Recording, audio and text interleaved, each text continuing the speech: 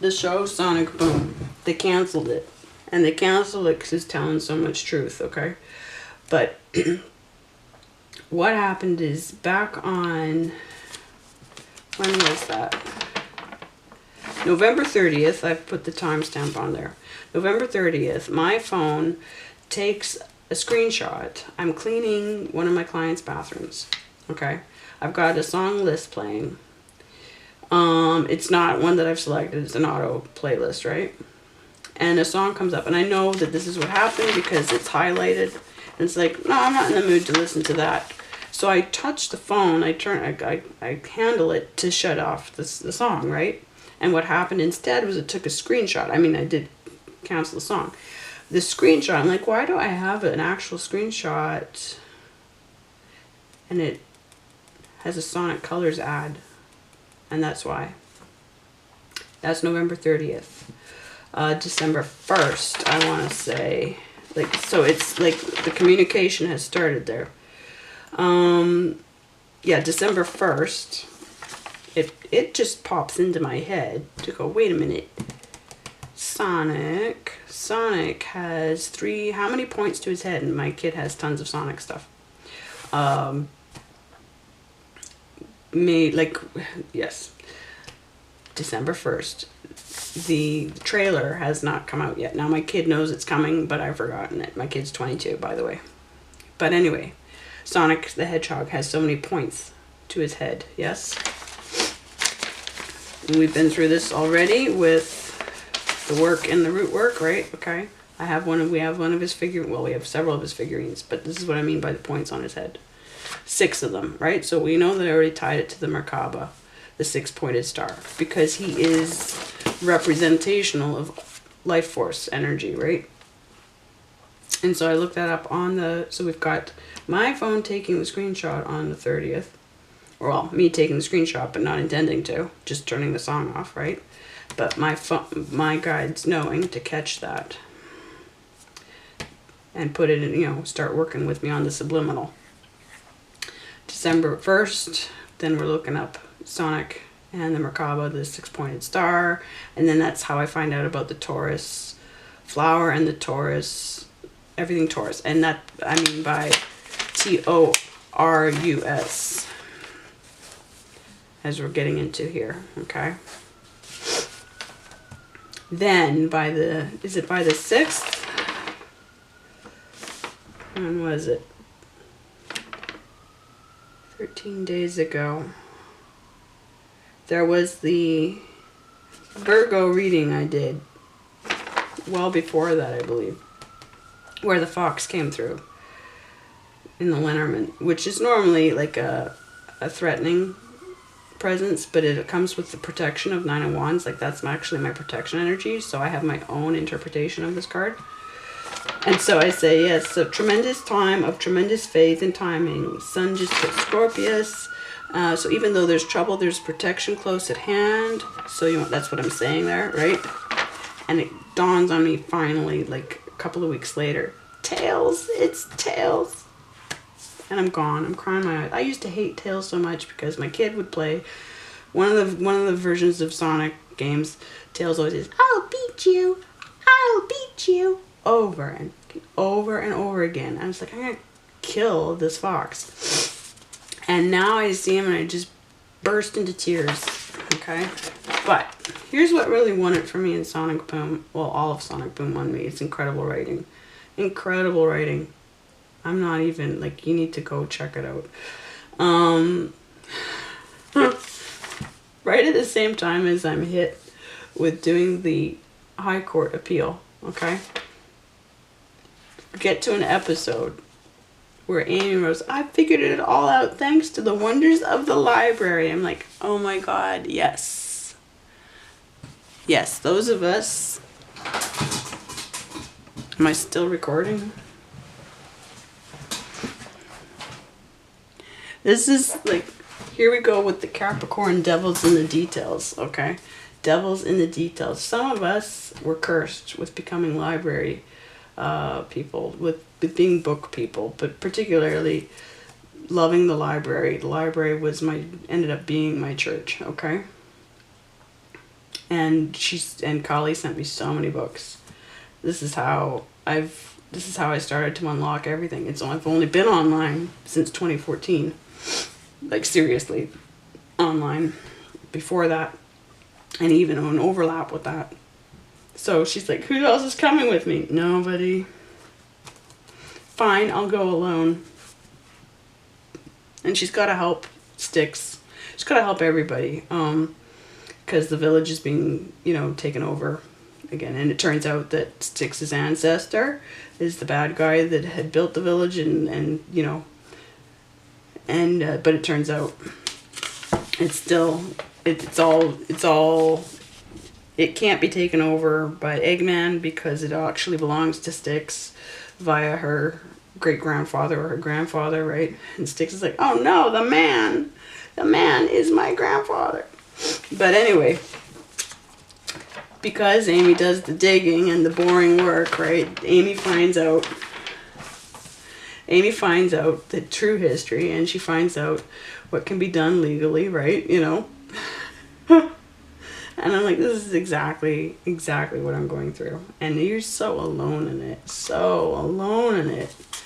Right? And then, of course, but there's the combination of it's not enough just to find out what the truth is. You're going to need force to go with that at some point, because you're not up against reasonable people. You're up against insane people that have insane weapons, right? And so Styx comes in, and basically in the end how it needs to be solved is like part B to part A, and you actually have to screw physically with whatever they can do to you. And so that's just like me and Tracy. Tracy will do the physical, I'll do the prep work and do the but it was completely it. Now that's one thing. The final kicker. Okay. Oh, I don't even have the card with me. Devil card in Morgan Greer's. Hang on. Okay, so this is how much my kid... Now, this is going back to, like, 2009, okay? Now, in particular, Shadow becomes my son's favorite. And I've even gone and done a paper. I should get that out. I should. Okay, yep. So, once upon a time, for Comic-Con. Yes. That's supposed to be red, yes. Okay, for my son, we don't want to talk about, well, it took what it took. Is it awesome or what? Awesome, right? Okay, let's get that caught on fire. All right, I haven't looked at him in years. Went and dug the box out from under my bed. Okay, but hello. Oh, Shadow. Shadow, who's been with me all since grade 3, since wonderful Kian brought Shadow and Sonic to Alex, the friend Kian, whose brother was best friends with Alex for some time. But anyway, so this was a comic that my kid was working on. Captain Mudskipper is his creation, and he liked to combine worlds.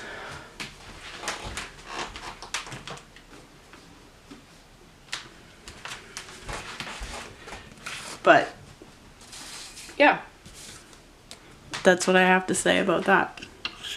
That's what I have to say about that, is how much Shadow reminds me of this Devil card. And I love Shadow. And I love the Morgan Greer deck for being very helpful with inversions. The guy that actually wrote all the stuff for the Morgan Greer deck, Morgan, he also wrote a book on breaking Nazi mind control techniques. So now whether he did that as somebody helpful or somebody controlled opposition, the book is very expensive. It's expensive. It's hundreds of dollars to get. So I haven't been able to invest in it yet, but I'll find out one day. Okay, so then to finish up with, and this is like basically how I prove how you do the work to figure out who your guides are if you're still not sure, or who all of them are specific to this house.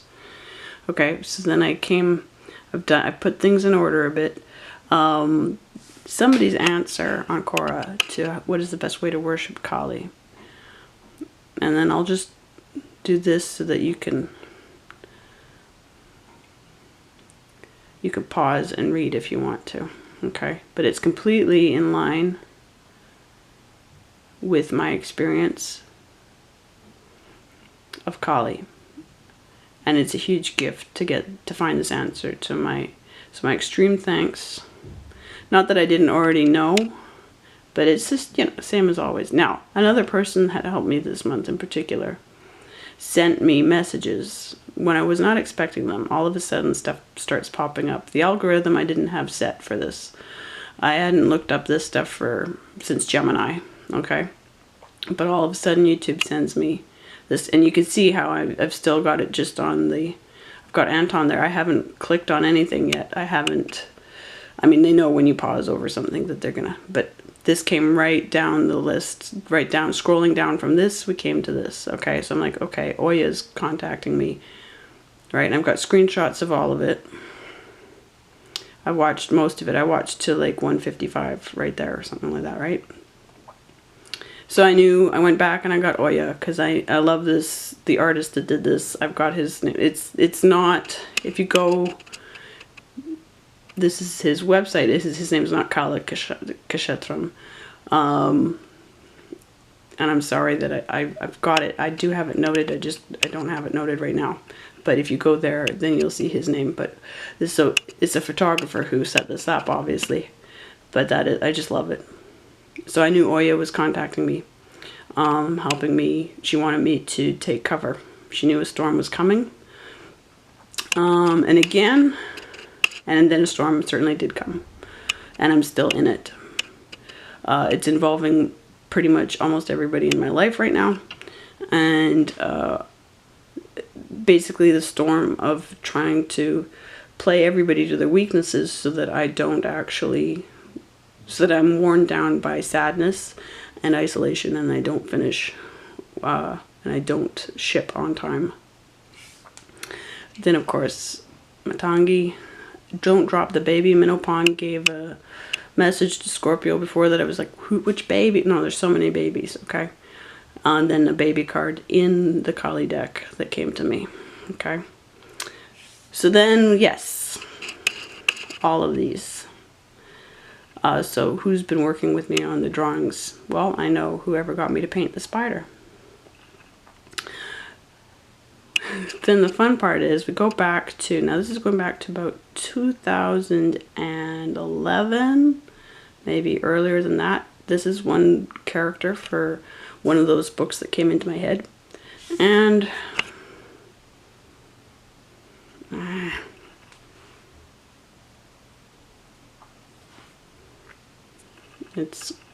I've cut the date off with the border on the picture, okay? But I know from, anyway, Arya. Now, it turns out I'm an Aries sun, okay? And Kali is Bharani, tied to Bharani, which is the nakshatra that I'm born under in Aries. So already it's speaking to me. But that's not the first version of that character. This is the first version of that character. And very dark eyes. And when Kali showed up to me, she showed up with very dark, like completely black eyes. And black around her eyes.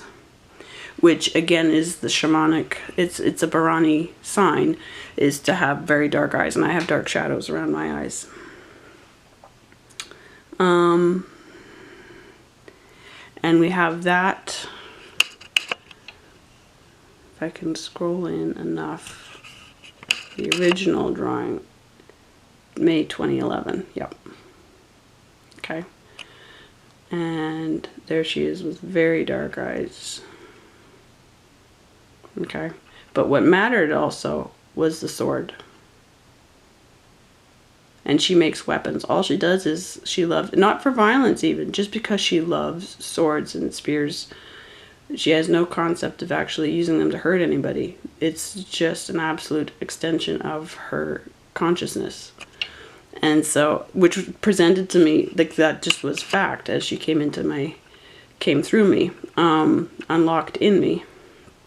And I was like, well, that's a lot for a character. She's a young character.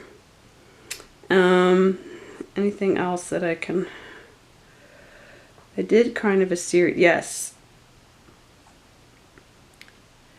The in, I believe it's Shravana, 3 footsteps are symbols, the ear and the trident, but it's all tied to Ganesha. So is my 10th house down in Leo. In one of the Falgunis, it's completely tied to Ganesha. So I need to research Ganesha more. But now I know why I have an elephant bookcase. And this is from when I was volunteering with 10,000 Villages. But this is also the time when I heard the voice that isn't a voice. And you don't hear it, you just know it. It comes into your head. That's exactly the time of year in Capricorn when that message was delivered to me in the church. While somebody else is speaking in tongues, which is not a Christian tradition. That's a tradition that belongs to the rest of the world, speaking in tongues. So yes, so in that bookcase, I carry some of my most sacred things. So then we tie into, because overall, why do I have it in that aspect? Okay. My messy, well, it's actually somewhat cleaned up, but there we have Gwendolyn McEwen, who was my primary. She's the first, and she writes stories about Kali. They killed her off in 1987, but Molly Parkin over here, she's still, God, knock on wood, she's still alive. But yeah, no, Gwendolyn McEwen in particular. As soon as I was led to her, then I knew the voice. I recognized her voice as being a voice that I sound like in terms of writing voice. Yeah. Like totally like stop you dead in your tracks, like a once in a lifetime kind of experience. Anything else? Further to those 3 footsteps that are a symbol up in Shravana. My mom she was the soloist for the Canadian premiere of Memorial Candles, and she's Geraldine Patterson. There she is. Okay. That's my mom. And one of the songs, one of the parts of Memorial Candles, this is Benjamin Lee's, who composed it.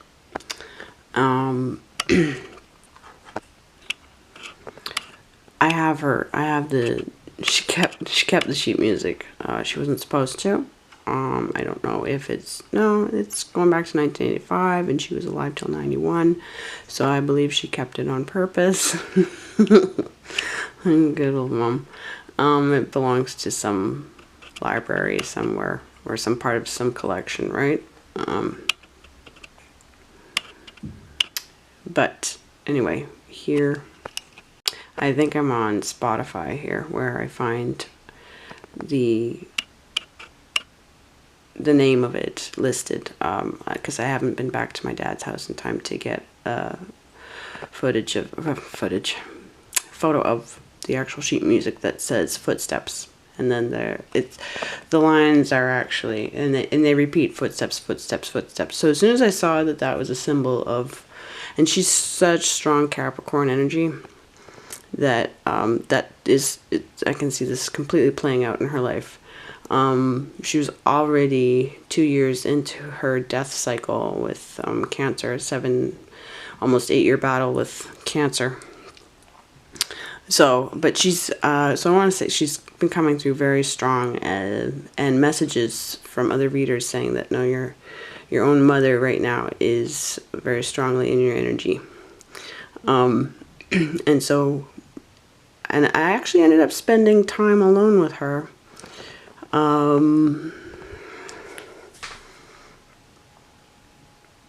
One morning, oh good, phone's completely malfunctioning.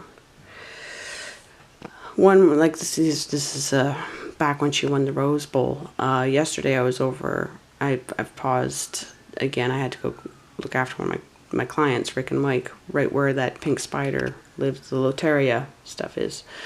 Here she is in a CBC interview, same year as the Memorial Candles with Robert Enright. And there's me with her. But yeah, back to that. Over at Rick's, he's into the rose right now.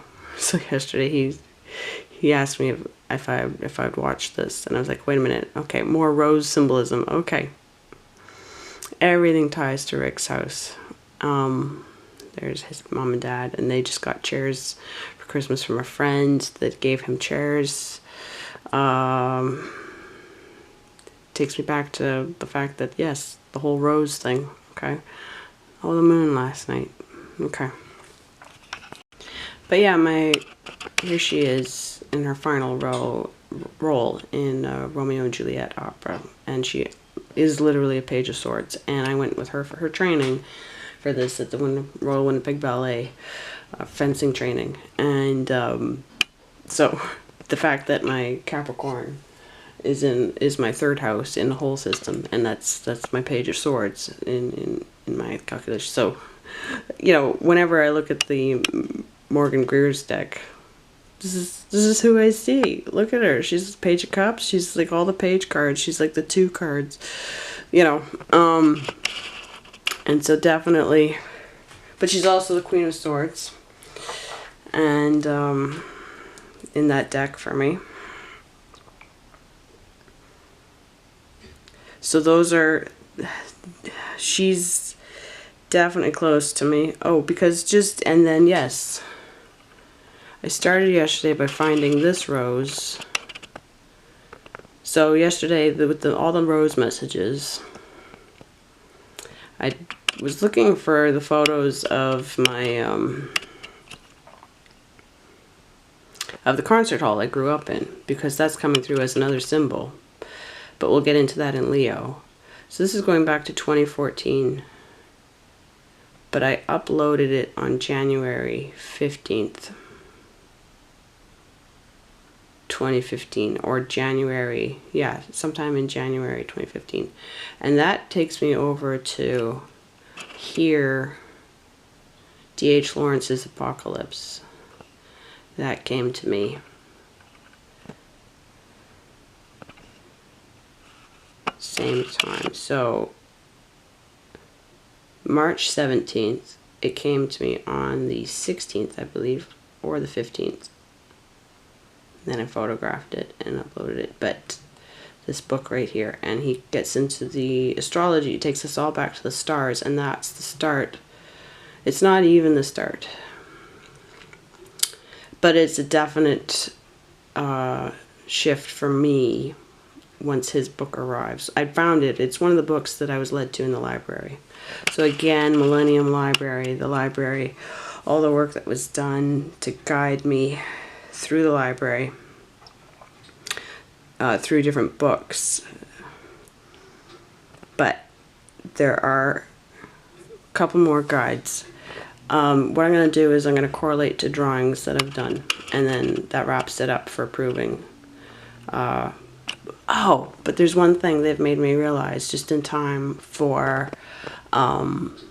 finishing up Capricorn, and it's just last night, and that's that the 10th house isn't so much about our career. It can involve our career, absolutely, but it's the story. It's the story that we're here to tell. It's our strategy, it's our game plan, it's our playbook. Whether or not we know it and get to find it, it's the playbook for how to get through this life, what we came here to do in Taurus and Virgo, what's time sensitive. Okay, so, but here we have Michael Faraday. His drawings. Somebody who's been a huge guide for me. That's him there. And I'm getting these from Science Photo Library. Oh, and Ukichiro Nakaya. Yes, absolutely. But Michael Faraday, this one particular drawing, that one and this one, explain something of a self-portrait I drew several years ago. But the main thing being that Michael grew up in a part of London, Elephant and Castle. So here we go with elephant again. Okay. But he had a job as a bookbinder's apprentice assistant. And he ended up binding Britannica, the Encyclopedia Britannica. And he also had an aptitude for drawing, right? But he was very much into his science. What he was able to do, he didn't have the math, and that's where James Clerk Maxwell comes into it. Now, but Michael Faraday basically brought us into the age of electricity, right? He discovered the real pattern of that electromagnetism. He discovered many things, okay? But electromagnetism travels in a spiral, not a straight line. And the thing is that he could do such good presentations and communicate his ideas so clearly. He would do drawings, and so he would create his own books of his own scientific experiments that he would also illustrate and then explain, right? And then he had the access to the printing and the binding, and he knew how to do it. And so he basically just was an all-in-one person. And so he has completely mentored me in so many ways, or been very close to me. And I discovered him early on. 2007, 2006 for me anyway, while homeschooling my son, I believe. Hang on. Okay, so this and that. At one point, I just drew this. I don't do too many drawings. I don't draw unless I feel I need to draw something for some purpose, basically. This is a copy of the original. Well, not that it needed to be copied. It's not like the most mind-numbingly incredible drawing, but it became something of a self-portrait, yes?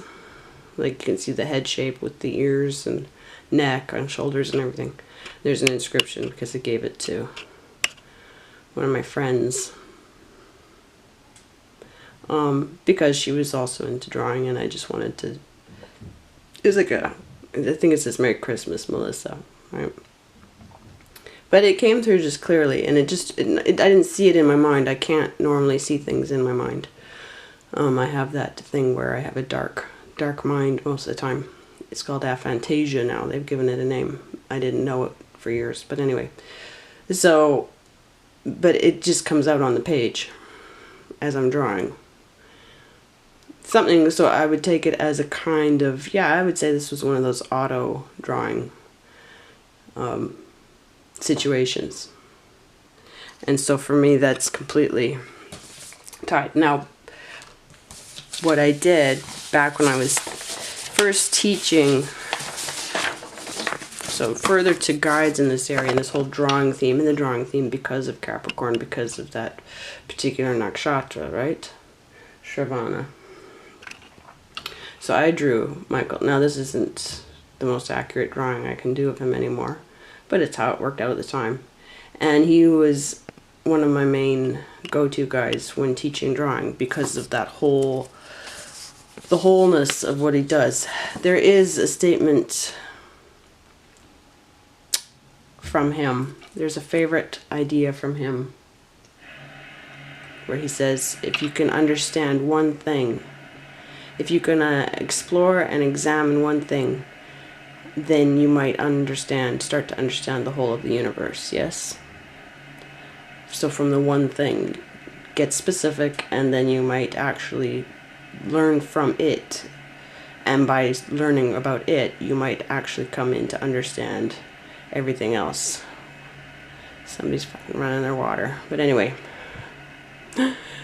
Capricorn's a fucking battle, okay? This is been such a true Capricorn experience from beginning to end. Just to fucking battle your way from death. So, another person I need to thank, Mary Everest Boole, the mathematician.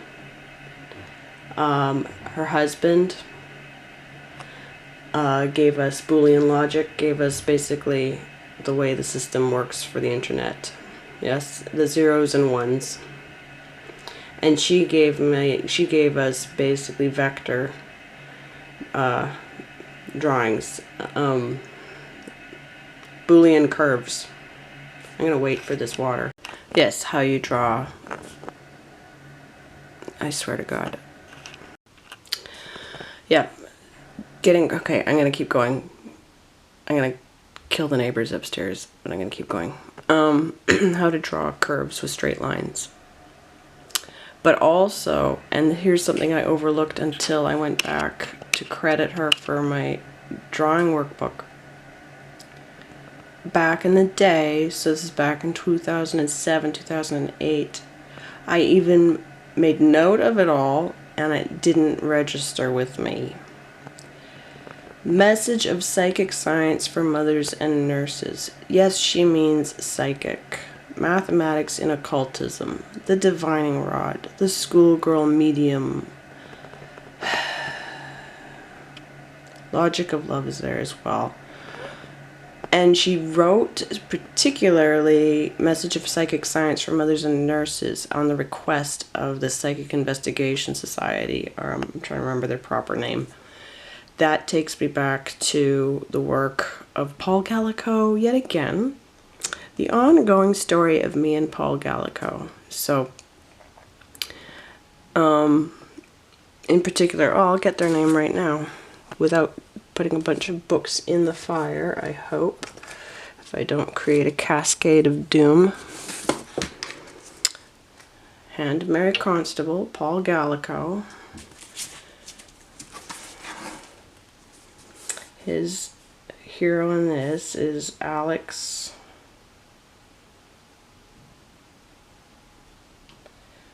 God. Alexander Hero.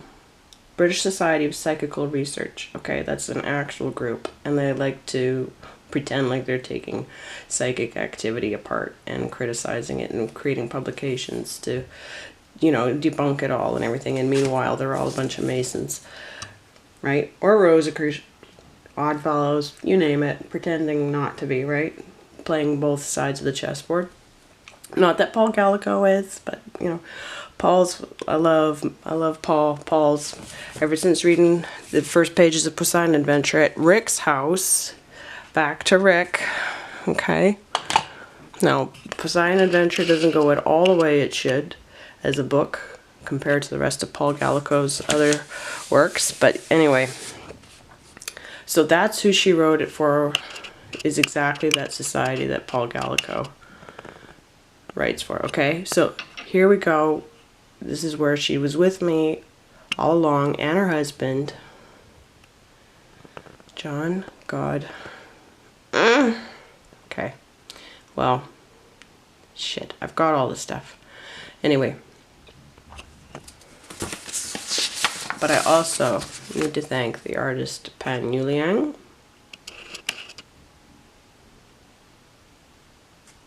And only because she's, well, for many reasons, but these are the four that made it while I was still had time and energy to get these done. And Lin Feng Mian, an incredible person who destroyed his own paintings by tearing them up and flushing them down the toilet, so that during the Cultural Revolution, the Chinese government, which isn't Chinese, China hasn't belonged to China since before the Boxer Rebellion. It belongs to a conglomerate of nations, that all the people that beat it down, and so basically it's been a sweatshop ever since then. And then we blame China for everything, where it's us. We own China. But, yeah, so he destroyed his paintings so that the government couldn't use them for propaganda. And then he started painting them all over again once he was in Hong Kong.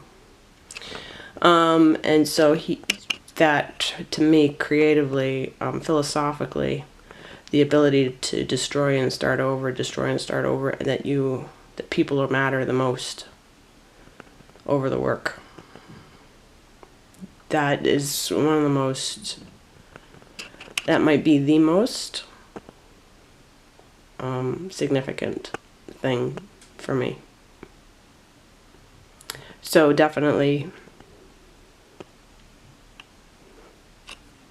this journey of pictures and writing.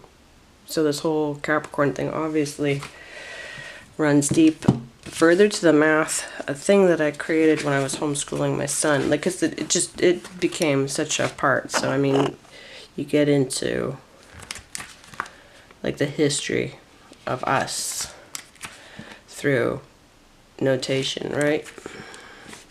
And that's and understanding the world through, but notating math and science through the skill of drawing. So this is a small print of a huge wheel that I did. I can't find the original. It's somewhere, but it was so big it had to be stored somewhere. I can't remember where I stored it.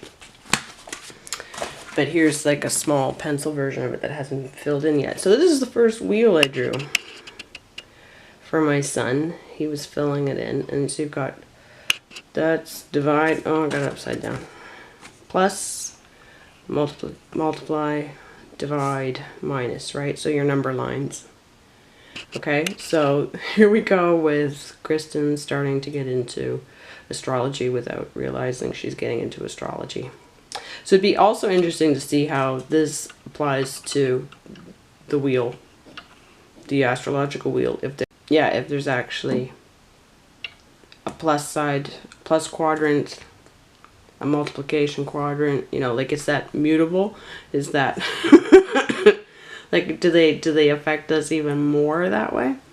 So but other things that, as quickly as I can, but again, but then also with, because Shravana is again the drawings and Uttara Shada is the epic, the trilogies, the writing, yes. And so D.H. and Paul Gallico, but also Gwendolyn McEwen, Agatha Christie. Well, again, that's when we get into my whole deep breath books situation, and I have at least 40 guides there. Another case of 2015. 2015 was a big year. But I made these for my coworkers. They're not as strong as they could, but it should have been all magna on the back. For the fridges, because we would watch the moon cycles for crazy behavior from customers. I was there for 7.5 years. And so, again, before I knew I was getting into astrology. But it gets even crazier. So,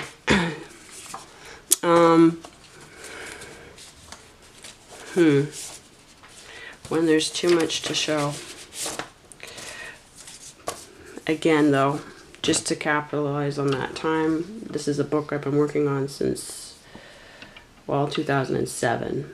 That day in January, 12 different books came into my head, and one of them started off this.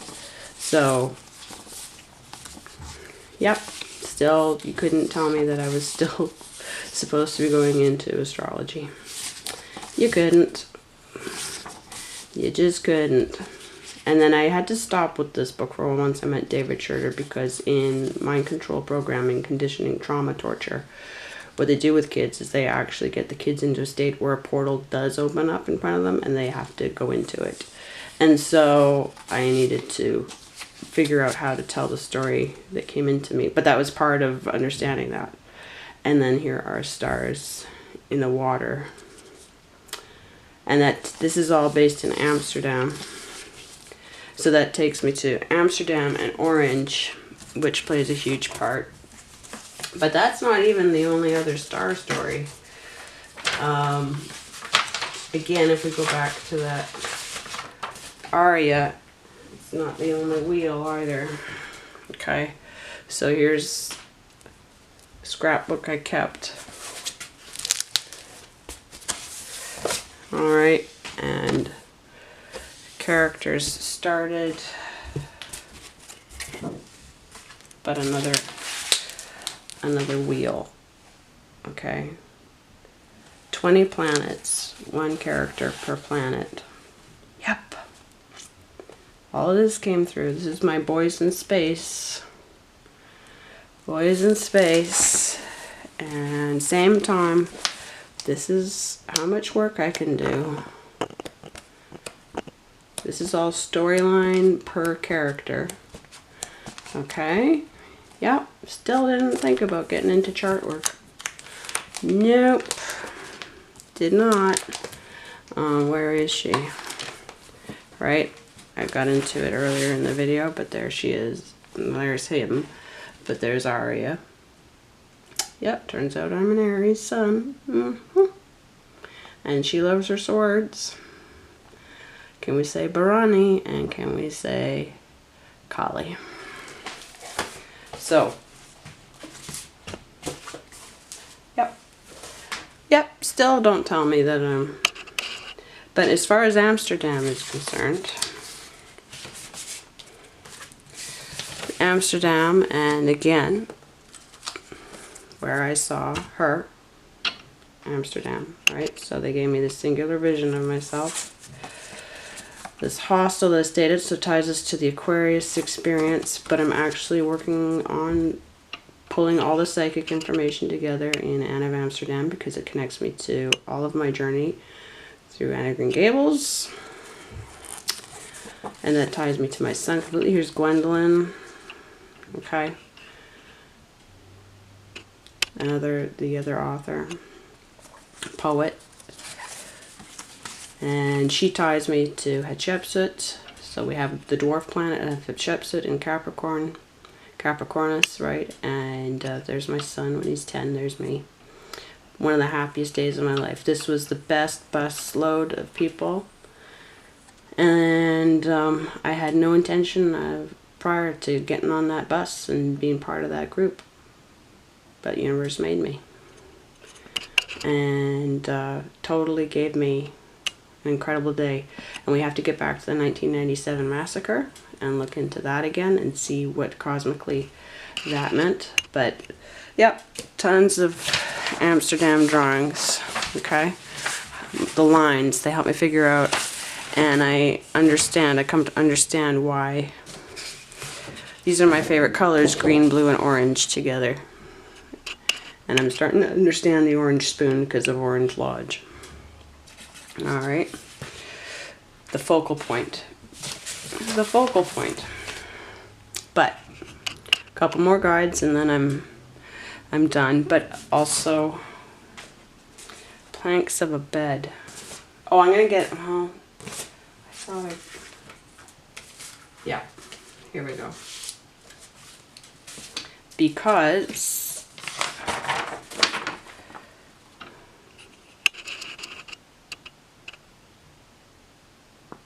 yeah, Ganesha turned his tusk into a pen, tore one off, right? So what does that mean? And we're talking also about energies. The bed or cot of Uttara Ashada, right? In Capricorn, beginning of Capricorn, okay?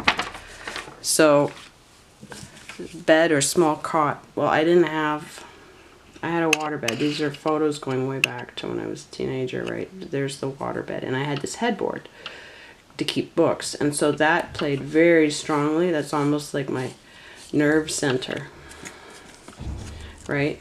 You can see that I totally turned it into a definite world. And then you can see Narnia there.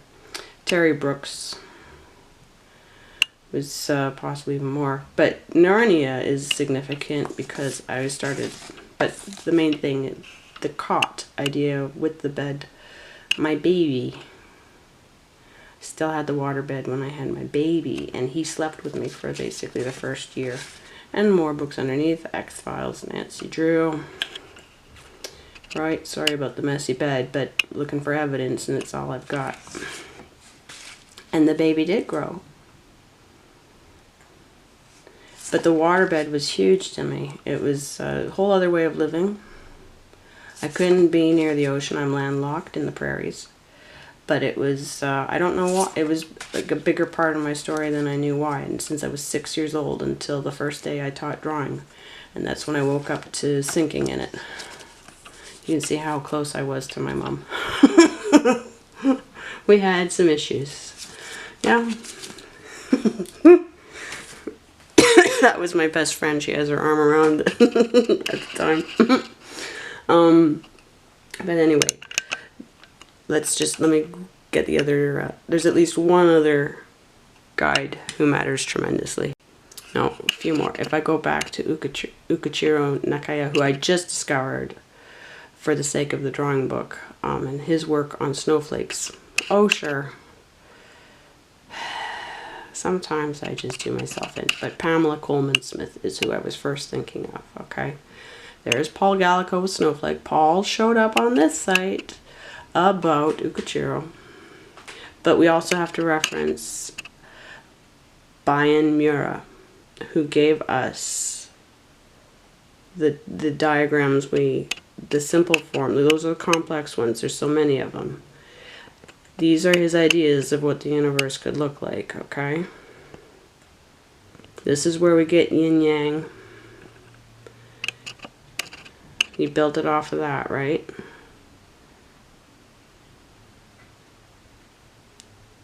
Bayan Mura. But he's referenced on this website about Ukichiro, who said a snow is a letter from heaven. A snowflake is a letter from heaven. Okay, and that gets us to the three body problem, which through, you know, people connected to him, and he's an all-in-one as well. Okay, artist, scientist, filmmaker. He has to explain his science. So just like Michael Faraday. Oh, protest in Amsterdam. But again, and then Paul Gallico, the person who wrote this article, Kenjiro Okazaki, okay, to commemorate his work. Three body problem brings us back to having to do things in threes in Capricornus, in Uttara or Shravana. And then I found, of all places here, Gallico meets me here because they referenced his Snowflake novel. Why? But they did. Now, Pamela. The thing about Pamela,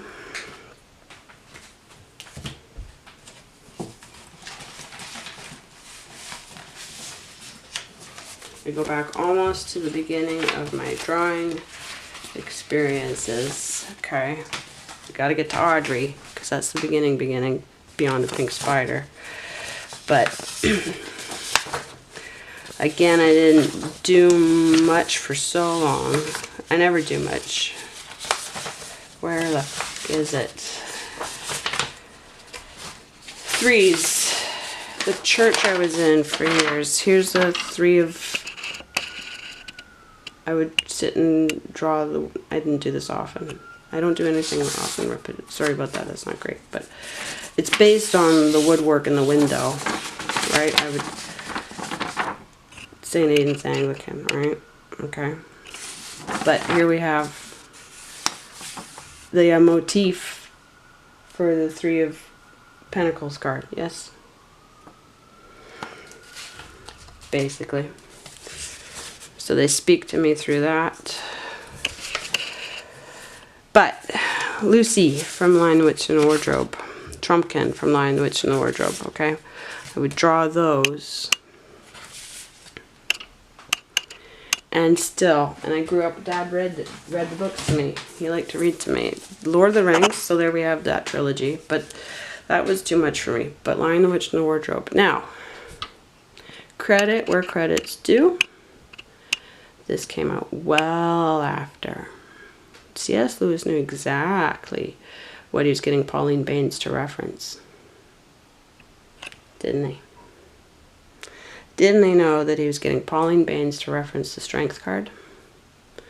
And shouldn't the credit go to Pamela Coleman Smith? So I grew up with this and understanding it to be a Christian story, that Aslan is Jesus, right? Except that there's so much esoteric mixed in with it.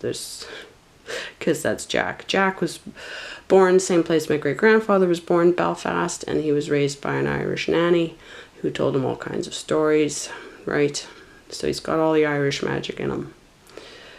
Pamela Coleman Smith, having worked with W.B. Yeats. So I've had the whole Yeats family. All of the Yeats. Yeats' dad, his brother, who are major artists. Well, yeah. They've come through this month. So more thanks to the Yeats. But what happened in January in 1993 was that beloved Dutch, English, but heavily Dutch Audrey, of course, they killed her off. They cancered her and killed her because she would have told the truth about what she was seeing in Africa. Yes, what was happening to the children. So they shut her up, didn't they? But this is how I got back into drawing, because the day after she died, I missed her so much that I needed to draw her, and I was happy. I don't know.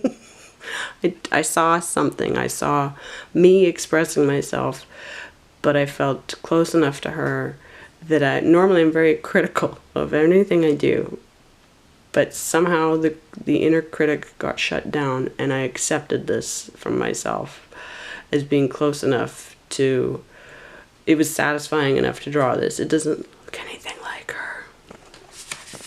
It doesn't. But what I did was every few years, but it got me speaking again. Otherwise, I hadn't tried to draw anything for so long. 13 years I went silent, okay? After the pink spider. And then a few years later, I would try again, and it's still, there's so much that's not right, okay? But again, and so, you know, I don't finish because I realize, and I try again, and still, it's not right. But I know, it's like the more I keep at it, the more I'm developing my skills, and I just wanted it bad enough. Still not her. Close, but still not her, right? And now we work on the whole thing, yeah? And I know it'll all be good. And that's how I pushed my way into drawing. That's how they got me to work on it, is just because the reason was deep enough, strong enough, is because I love her enough. And you could say, no, you don't even know her. And it's like, well, there's a connection there. Same as the day I was destroyed, as many were.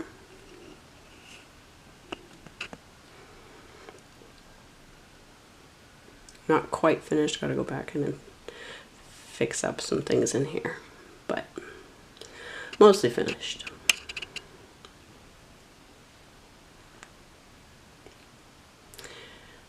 I moved out to PEI and she was dead. It took longer than they say for her to die. It took probably a week or two. I think she was tortured.